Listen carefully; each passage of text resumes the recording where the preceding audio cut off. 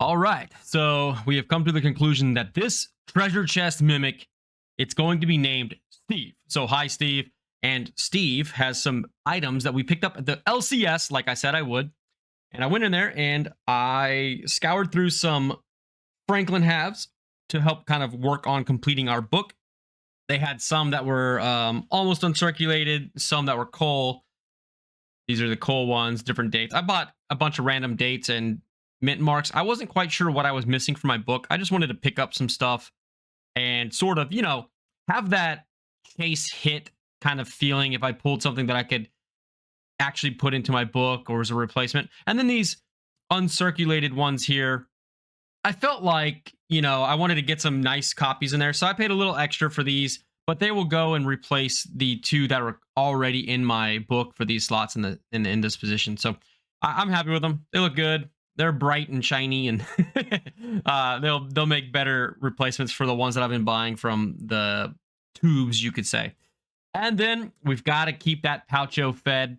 So I picked up one of these $2.50 Indian head quarter eagles. I really like this coin. I don't know what it is about it. I like the looks at it. I did have the local coin shop test this for me to show me the 22 karat and how it reads out. Sorry about the focus here. I'll put it under the microscope. I've got a little microscope cam now. You can see right here. So I really like this microscope. It's pretty clear, pretty bright. Shows me exactly all the details that I'm looking for. But yeah, 1925 Indian head quarter eagle, $2.50 piece, United States coinage. And I think it looks awesome. It just reminds me of sort of like a nugget of gold. I really like the strong eagle here and the proud looking Indian head there. So really like this coin. I'm going to be trying to stack as many of these as I can. But yeah, United States. But we got to go ahead and feed Spot the Poucho here. I think this puts us at 10 pieces. I probably should pull them all out and count. I do count that little grammar up there in the top as well. So here we go. We'll add this in to the Speedy's pouch here. Keep him fed, right? Keep him fed. If you know, right? Anyway, so what we're going to do kind of while I fill out my Franklin book and look at some of these dates and coins, and I'll use the microscope if you want to see. I'll hold them up to the main camera, but I'll also go into the microscope and kind of show more of the detail about the dates and the mint stamps. But what I wanted to do is read an excerpt from Ray Dalio's book called The Changing World Order. And I highly recommend everybody who's interested in history and kind of government powers that come and go throughout history across the globe, talking about how reserve currencies have come and gone, really how all currencies have come and gone.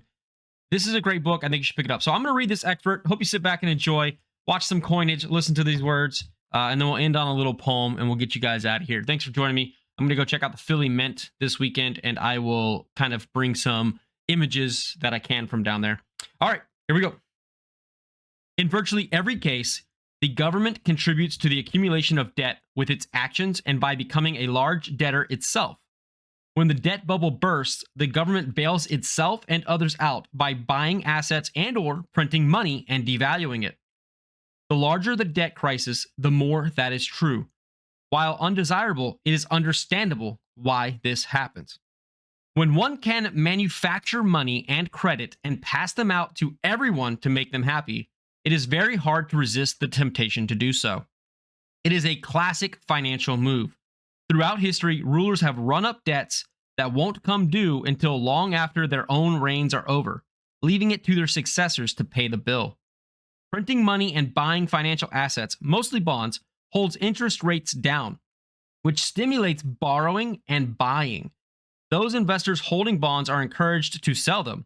The low interest rates also encourage investors, businesses, and individuals to borrow and invest in higher returning assets, getting what they want through monthly payments they can afford. This leads central banks to print more money and buy more bonds, and sometimes other financial assets. That typically does a good job of pushing up financial asset prices, but is relatively inefficient at getting money, credit, and buying power into the hands of those who need them most. That is what happened in 2008 and what happened for most of the time until the 2020 coronavirus-induced crisis.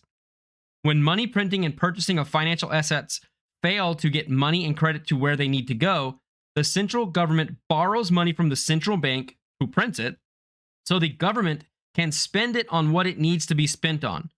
The Fed announced that plan on April 9th, 2020.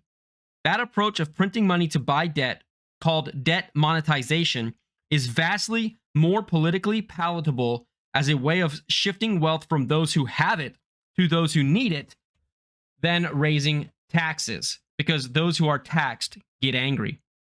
That is why central banks always end up printing money and devaluing. When governments print a lot of money and buy a lot of debt, they cheapen both, which essentially taxes those who own it, making it easier for debtors and borrowers.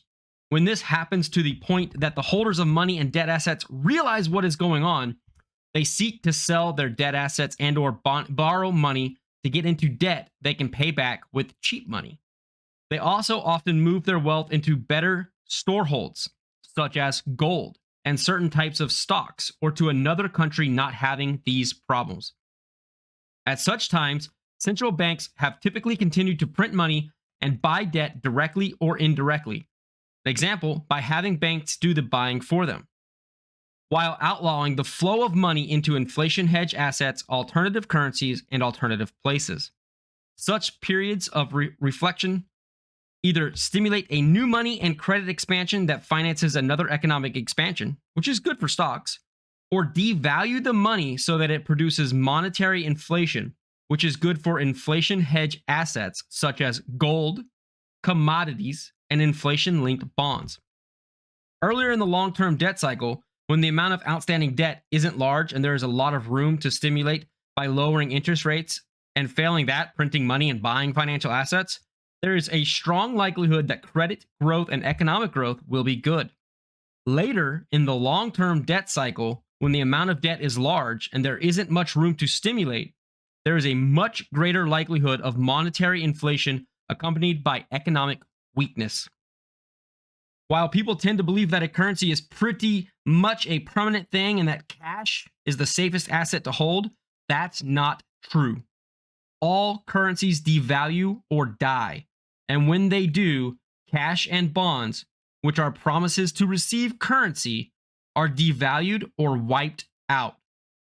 That is because printing a lot of currency and devaluing debt is the most expedient way of reducing or wiping out debt burdens.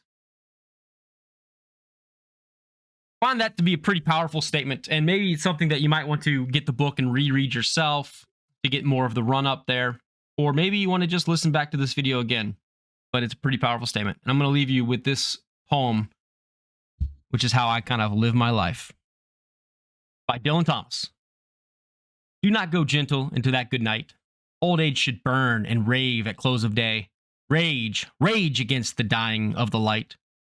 Though wise men at their end know dark is right, because their words had forked no lightning they, do not go gentle into that good night. Good men, the last wave by, crying how bright their frail deeds might have danced in a green bay.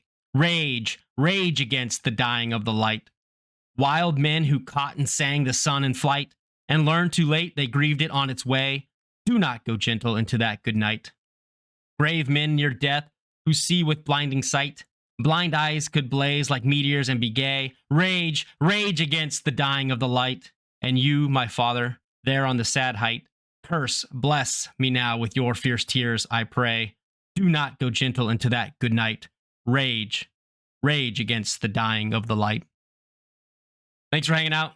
Have a fantastic weekend. I will see you guys when I get back from Philadelphia. Gonna have some pictures of Franklin's at the Liberty Bell and at the Philadelphia Mint, minted in Philly. And I'm gonna try to pick up some cool coins, some commemorative coins or mementos from all over the place, historical museums, the Mint, wherever I can, and see if we can't share that on the next video that I get to make when I get back. Thank you so much for your likes, your comments, your subscriptions. Share the videos, share the channel if you think anybody can get value out of this. Appreciate you very much. I'll see you guys on the next video. Bye now.